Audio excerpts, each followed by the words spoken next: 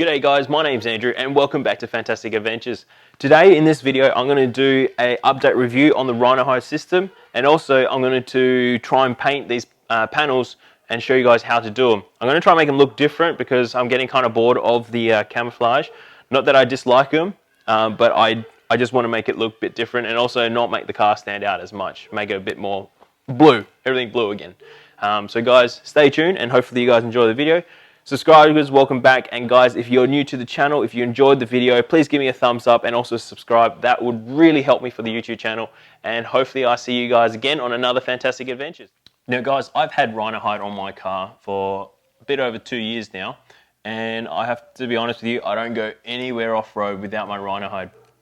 The reason why is these panels protect the car from damage and also from scratches on the tracks and trails, and simply just makes me feel a lot more confident when I go forward driving. Now, Rhinohide is not a stick-on like a 3M vinyl wrap. I need to clear that up with people because everyone keeps telling me it's a wrap. This is not a wrap. Why? Is because it gets put on by magnets and it can come off literally within 30 seconds. It's so quick and easy.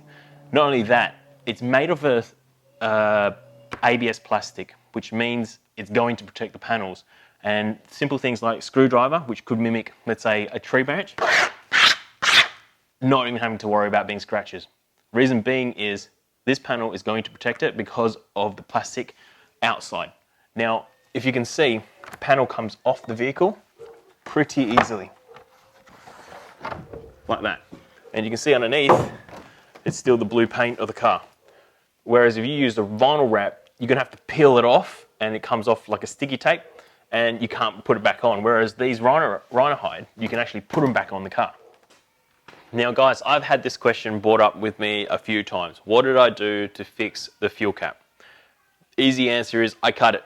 You cut the Rhinohide and it's really easy to cut. A pair of scissors will cut it, tin snips will cut it, a Stanley knife, or no, not really, scissors, you'll cut the plastic pretty easy. What I've done was I cut a nice square around it, and then I put a bit of like a rubber grommet around it to make it look neater, and basically now I can access the fuel cap. I don't know whether Mark might want to use the idea of just cutting a simple hole for the fuel cap, but it's an idea. Something that you guys can do if you decide to buy Rhinohide, and it's a very easy fix. Nice and cheap too. Basically, this is the Rhinohide, okay? It's an ABS plastic. It's probably 2 to 3 mil thick, and it's flexible. But on the underside, now this is one of the older models. The newer models don't have this Rhinohide pattern of this velvet, soft velvet anymore. It really just has a protection over the magnets, which is pretty good. But I really do prefer this having the Rhinohide pattern on it. Now, as you can see, I'll show you in the video with a close-up now, that there's a few magnets on here. There's quite a lot, almost roughly around 10 centimeters apart on each corner, each side, which allow this to stick onto the vehicle and actually attach to the vehicle without it falling off. Now the question that I get asked a lot is, has it fallen off? And the answer is, it fell off once.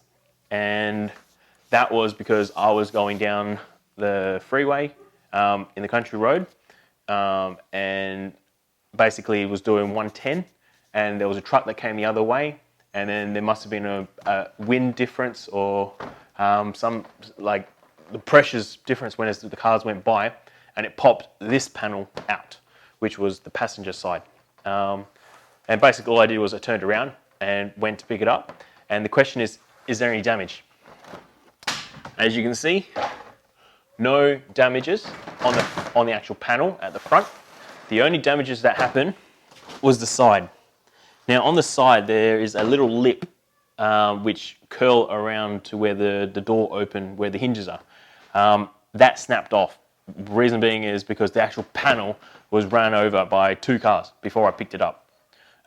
So it withstand the weight of the 2 cars, plus it withstand falling off, and all that got damaged was basically the lip.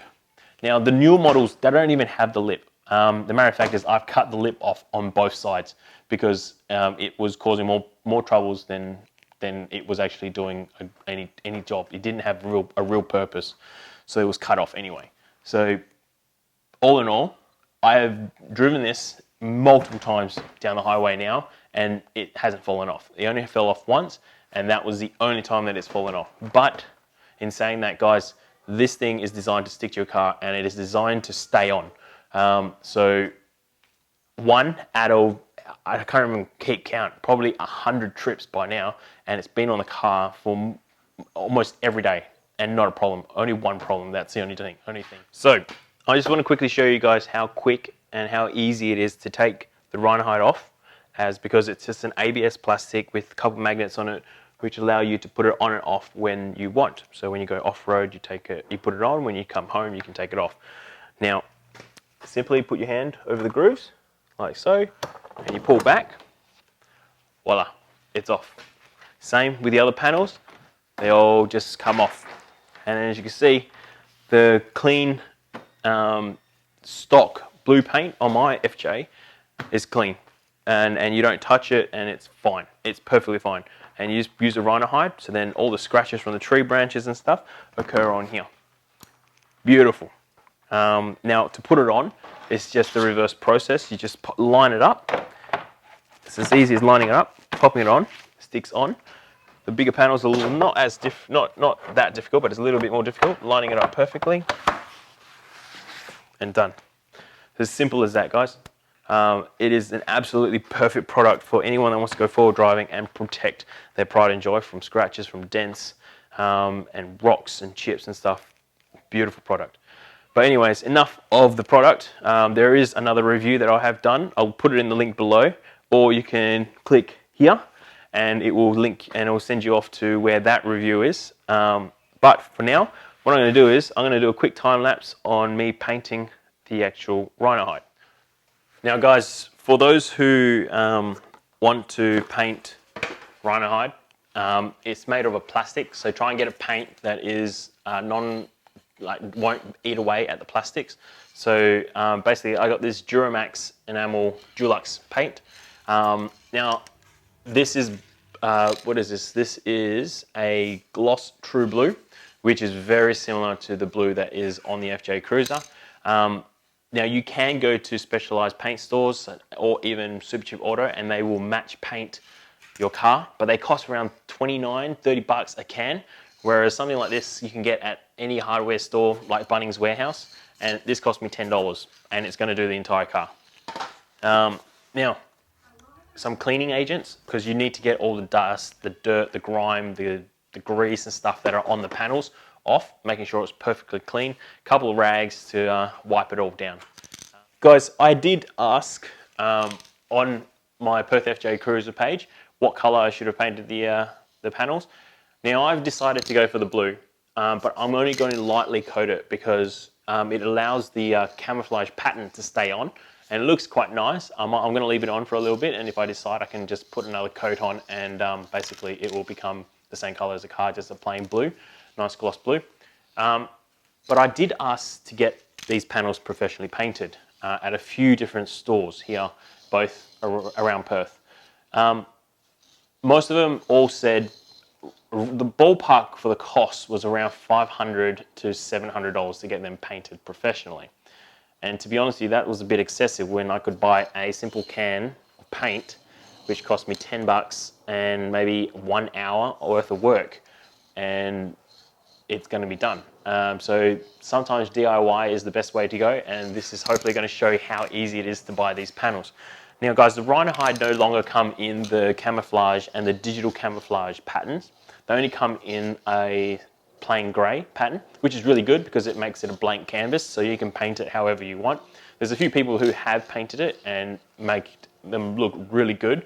I'm going to put a photo up now for you to have a look. This is a black camo, which is one of our Perth FJ members who have actually painted this.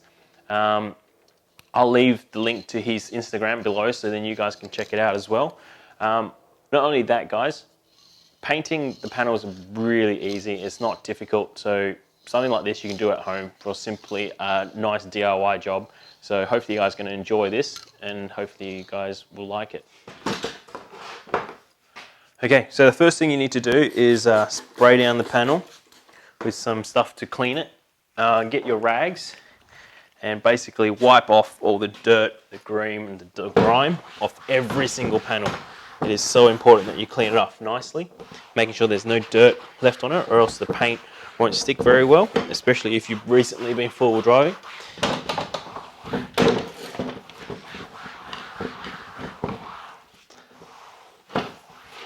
Now I'm going to do this to every single one of my panels, and then I'm going to let them dry for a little bit, and then basically I'm going to wipe them down with a dry cloth and then start painting these bad boys.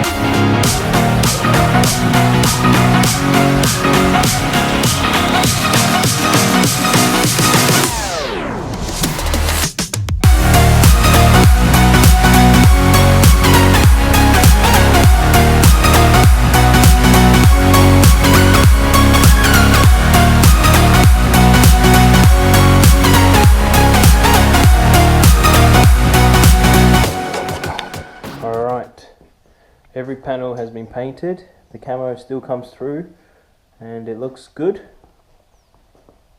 And now all I got to do is leave it out for about the next couple of hours, maybe even maybe the next 30 minutes, and just come back and do one more coat on them. And then all you got to do is put it back on the car. We've got one panel on the car and it looks good. It's nice and dry and clean and I like it. It doesn't stand out as much, but you can still see the camo pattern around the background, so it actually looks really nice actually, if you can see it. But yeah, now you just got to let these dry, and then next minute we put it on the car and then you're all set and finished.